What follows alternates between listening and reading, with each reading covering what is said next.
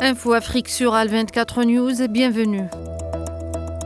La vice-présidente de la Commission de l'Union africaine, Selma Malika Haddadi, a souligné la nécessité pour l'Afrique d'exploiter la transformation numérique comme outil stratégique de développement et de gouvernance économique mondiale. Intervenant au sommet G20 Union africaine sur l'intelligence artificielle en Afrique, elle a estimé que la présence de l'Union africaine au G20 reflète la reconnaissance de son rôle central dans les priorités mondiales.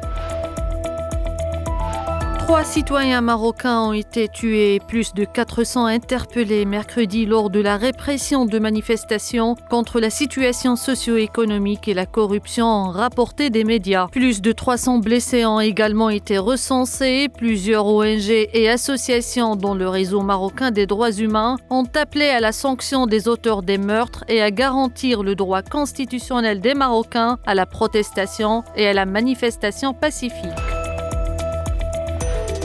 Le Mozambique et le groupe italien Eni ont signé un accord de financement pour Coral Norte, une usine flottante de gaz naturel liquéfié estimée à près de 8 milliards de dollars. Annoncé en marge de l'Africa Energy Week au Cap, ce projet complète Coral Sul, une unité déjà en production, et vise à faire du pays l'un des 10 premiers producteurs mondiaux de gaz d'ici 2040.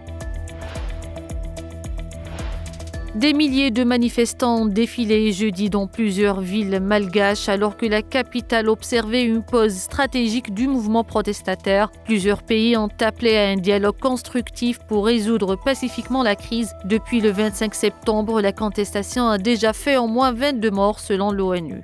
Nous arrivons à la fin de cette édition. Merci de l'avoir suivi.